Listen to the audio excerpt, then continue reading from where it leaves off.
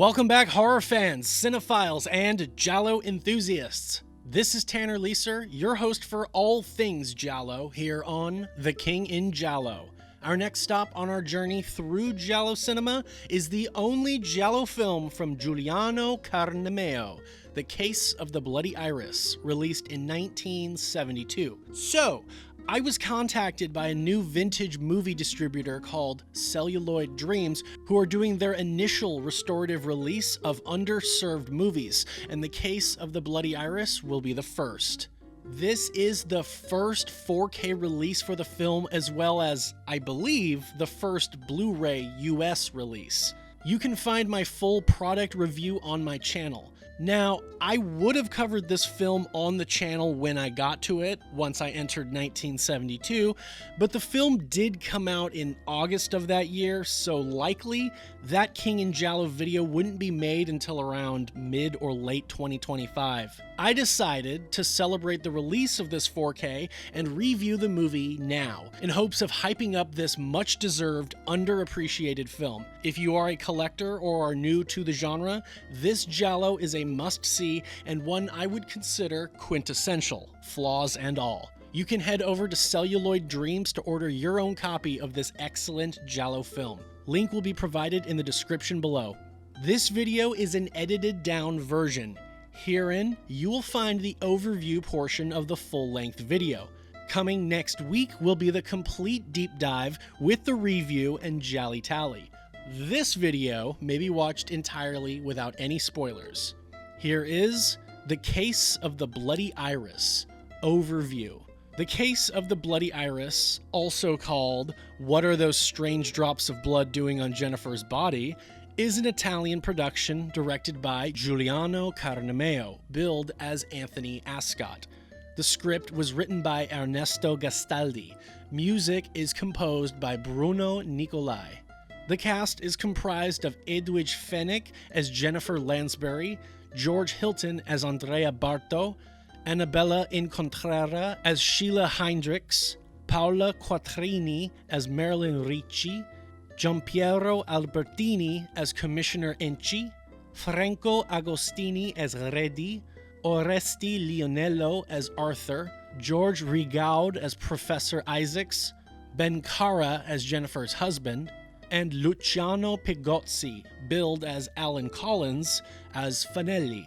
The plot follows Jennifer, who, with her silly friend Marilyn, both models, move into a high-rise apartment, but soon after, a woman is slashed to death inside the elevator of the building.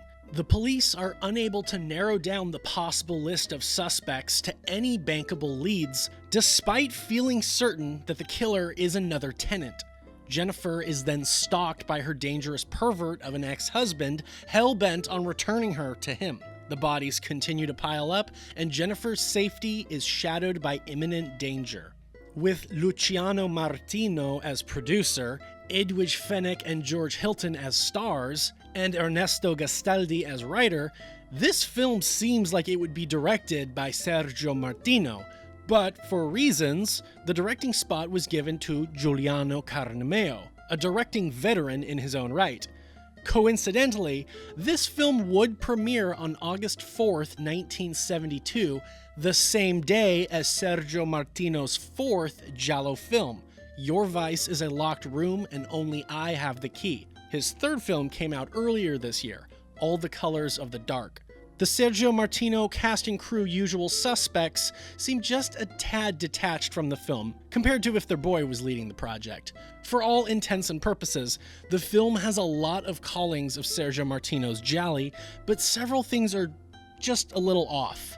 Most of these failings, let's just call them, do stem from the script. Ernesto Gastaldi seems to have taken on too many projects at this time, and some focus was not given to this script. For example, there exist numerous plot points that seem to be vital to the mystery, but ultimately don't lead anywhere. Jennifer's vicious ex-husband is given a lot of attention, which usually tips the hat to the more seasoned giallo viewers that he'll just be a red herring by the end. There are a plethora of flashbacks to the couple's previous sexcapades, which often take the form of dreams or nightmares, which harken back to a similar style of narrative storytelling seen previously in Martino's earlier gialli, The Strange Vice of Mrs. Ward, 1971, and All the Colors of the Dark, 1972. Along with all these flashbacks are also the flashbacks of George Hilton's character, which are spawned from a traumatic event in his childhood. Hardly characterization, but we'll take it, despite it feeling sorta haphazardly thrown in. Gastaldi works overtime to keep us guessing, but like I stated, for more seasoned viewers, the reveal should not be too much of a surprise if you're keen to all the details and the more obvious trappings of the script to fish for red herrings. The directing is also not quite as top-notch as a Sergio Martino giallo would be. The pacing is somewhat stop and go, with many scenes being slower, drawn out, and contemplative, which will swiftly transition into fast-paced action scenes or murders which are so quick, if you leave to use the bathroom or grab a snack real quick, you'll miss it. Carnimeo is a competent director, and his direction is by no means bad, just not as inspired. Carnimeo's director of photography helps to set up some wonderful shots. This would be Stelvio Massi, who himself would go on to direct a couple of giallo films, 5 Women for the Killer, 1974, and Annabella, Black Angel, 1984. One of the most talked about scenes involves a murder in a crowded piazza during the middle of the day, which goes unnoticed by the droves of roving pedestrians. This set piece would be duplicated to better effect nearly 2 months later in Lucio Fulci's Don't Torture a Duckling, 1972, and even 10 years later in Dario Argento's late giallo, Tenebrae, 1982. The movie also does its version of watching slasher movies or playing violent video games will make you a killer. The movie focuses on fumetti neri magazines, dedicating a bit of the investigation into insinuating that audiences of such material are twisting their minds unwittingly into becoming violent psychopaths. But in the movie, this works doubly to add yet another red herring, as well as to paint the police investigating the murders as being desperate and grossly incompetent at their jobs. Despite all these qualms, the film is great. The score by Bruno Nicolai is wonderful as well and deserves a shout out. I've always considered this a mid-card giallo, which is not bad. I really enjoy this movie, but there's perhaps a good reason why Carnimeo is not among the Mount Rushmore of giallo directors. The film is not bad, not one of the lower tier entries, and it certainly should be seen by fans of the genre, and all things considered, the film on its own terms does stand on its own 2 feet and offers a lot of charm, but it's not quite top shelf. Edwin Fenech and George Hilton star together for their 3rd go-around in the genre. As pointed out by the script, their characters are a bit lacking in dimensions, but they do what they can. Fenech is unable to avoid falling into the dreaded victim-type character, whereas Hilton, once again, is made out to be so suspicious that he too seems that he must be a red herring.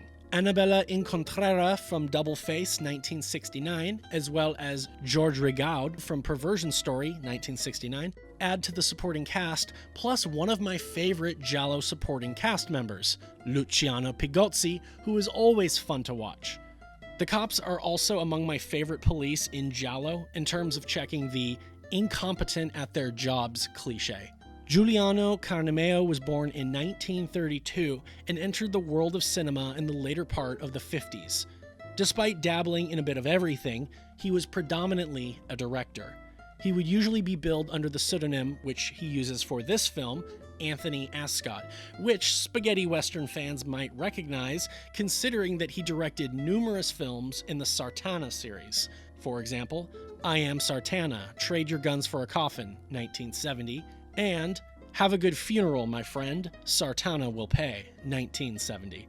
This film remains his only endeavor in the giallo film genre, which I would have invited him to have a second go of it, had fate unfolded differently. He would go on to make Rat Man, 1988, an infamous horror film with David Warbeck. Carnimeo would retire in the early 1990s. Here is some IMDb trivia for the film. While Mrs. Moss is waiting for the elevator, she drops a magazine called Killer Man, with a cover design featuring the typical figure immediately recognizable to giallo aficionados, of a shadowy silhouette dressed in a fedora and raincoat, gloves, and of course, carrying a knife. Though the covers are no longer yellow, little old lady Moss is a big fan of murder mysteries. During the opening credits, a girl is walking down the street and a movie poster is shown. It's for Scorpio e Toro Clint Eastwood, which is an Italian poster for Dirty Harry, 1971. Good thing they changed the film's English title to The Case of the Bloody Iris, since the Italian title translates as Why the Strange Drops of Blood on Jennifer's Body.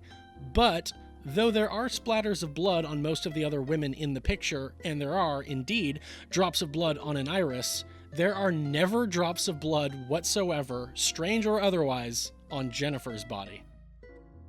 Thank you for watching this overview-only video. Don't miss the full overview, review, and GialliTally for The Case of the Bloody Iris next week.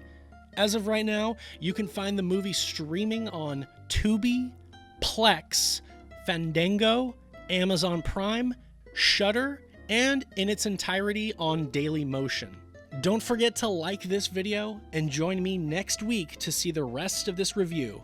Comment your predictions for the AZ score for the movie and what you think the final GialliTally score will be. Don't forget to visit Celluloid Dreams to purchase your own copy of The Case of the Bloody Iris. Check out the King in Giallo Patreon for all the Patreon exclusive content, the viewings, the King in Giallo podcast, the Giallo adjacent podcast, the Rat Hole Burn movie reviews, the Giallo Reads book reviews, plus more.